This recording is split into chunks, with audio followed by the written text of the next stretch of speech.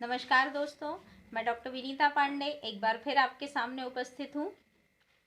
आज हम बात कर रहे हैं कि आपका जो डीएलएड सेकेंड ईयर होता है उसमें आपके साइंस प्रैक्टिकल की एक फाइल बनती है और उसमें 5 प्रयोग आपको लिखने होते हैं और उन 5 प्रैक्टिकल्स में से कोई एक आपको फाइनल एग्ज़ाम में लिखना होता है।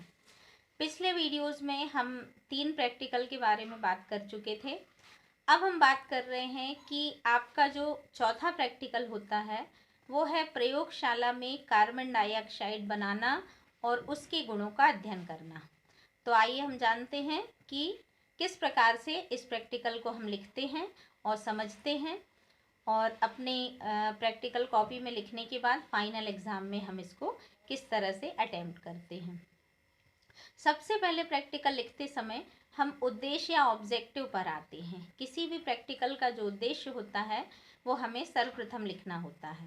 तो प्रयोग क्रमांक 4 उद्देश्य है प्रयोगशाला में कार्बन डाइऑक्साइड बनाना और उसके गुणों का अध्ययन करना।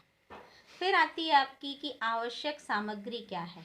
तो आवश्यक सामग्री वो होती है जो हम प्रैक्टिकल के समय जिन जिन वस्तुओं का यूज़ करते हैं, उपयोग करते हैं, वही हमारी जो है वो आवश्यक सामग्री होती है।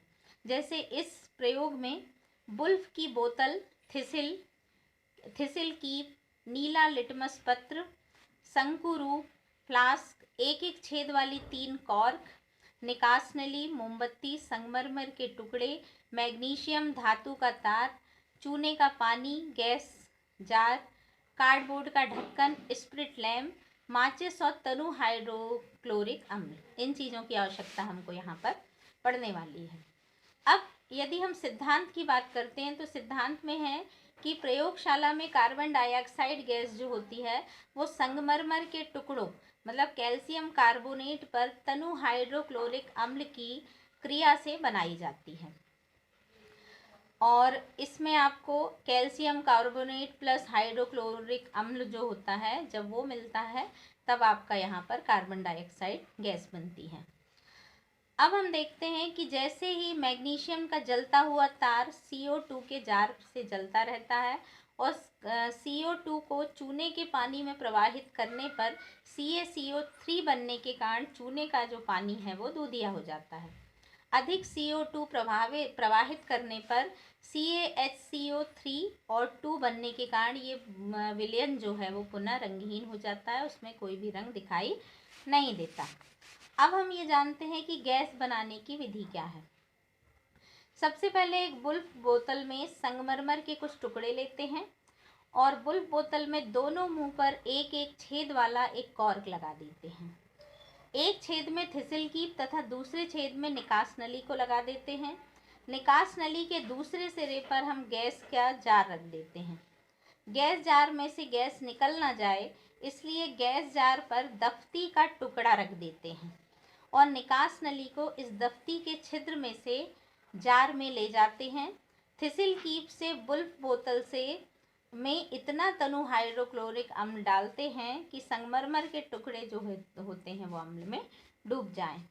अब हम प्रेक्षण करके देखते हैं कि अम्ल के डालते ही बुदबुदाहट के साथ CO2 गैस जो है वो निकलती है, जो गैस जार की हवा को ऊपर हटाकर गैस जार में इकट्ठी हो जाती है और इसका एक चित्र है जो आपको मिल जाएगा। और इसमें जब हम देखते हैं कि गैस जार में एकत्रित हो गई है या नहीं ये जानने के लिए हमें कुछ परीक्षण करने होते हैं, जिसमें है कि गैस जार के मुंह पर जलती हुई तीली से ले जाते हैं। यदि जलती हुई तीली बुझ जाती है तो समझ लीजिए कि गैस जो है वो जार में एकत्रित है। गैस जार के मुंह पर भीगा हुआ नीला जब लिटमस का पेपर ले जाते हैं, यदि लिटमस लाल हो जाता है तब हम ये समझ जाते हैं कि गैस जार में गैस भर गई है। अब हम जब गुणों का अध्ययन करते हैं तब हम पाते हैं कि भौतिक गुण क्या हैं इसके। तो रंग जो होता है वो कोई रंग नहीं होता कार्बन डाइऑक्साइड गैस का। प्रेक्षण में हमें और निष्कर्ष में आता है कि इसका भौतिक गुण रंगहीन है। गैस को जब हम सूंघते हैं तब पता चलता है कि गंधहीन है और जार में जलती हुई जब मोमबत्ती ले जाते हैं तब हमें ये पता चलता है कि मोमबत्ती स्वयं बुझ जाती है, मतलब ना ये जलती है और ना जलने में सहायक होती है। गैस से भरे जार को जल से भरी द्रोणिका में उल्टा करके रखते हैं, तब हमें ये पता चलता है कि जल धीरे धीरे ऊपर चढ़ता है, गैस जल में थोड़ी घुल जाता है। फिर आपका आता है कि गैस जार में जल से भीगा जब नीला लिटमस ले जाते हैं तो वो लाल हो जाता है, मतलब गैस जो होती है वो अम्लीय है। अब इनके रासायनिक गुण, तो गैस जार के मुंह पर जलता हुआ मैग्नीशियम का तार ले जाते हैं तो तार जो है वो जलता रहता है, और ऑक्सीजन जलने में खर्च होती है और कार्बन जो है वो शेष रह जाता है। गैस को चूने के पानी में जब प्रवाहित करते हैं तो चूने का पानी जो है वो दूधिया हो जाता है। इससे पता चलता है कि कैल्शियम कार्बोनेट बनता है, इसके कारण चूने का पानी जो है वो दूधिया हो जाता है। अब इसके बाद इस प्रयोग को करने में जो हमारा परिणाम आता है वो ये आता है कि संगमरमर के टुकड़े तनु HCl से क्रिया करके CO2 गैस उत्पन्न करते हैं, और अन्य परिणाम जो होते हैं वो निष्कर्ष में आते हैं। जैसे सावधानियों में होगा आपका कि वायु रोधक उपकरण होने चाहिए, थिसिल कीप का निचला सिरा जो है वो द्रव में डूबा रहना चाहिए, और तीसरा जो है वो कि गैस जार जो है वो सूखा होना चाहिए। तो इस तरह से आपका कार्बन डाइऑक्साइड गैस जो है वो प्रयोगशाला में बनाई जाती है।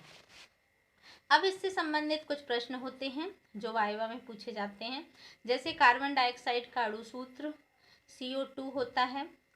कार्बन डाइऑक्साइड के दो प्रमुख भौतिक गुण, तो ये वायु से भारी है और जल में थोड़ा विलेय होती है।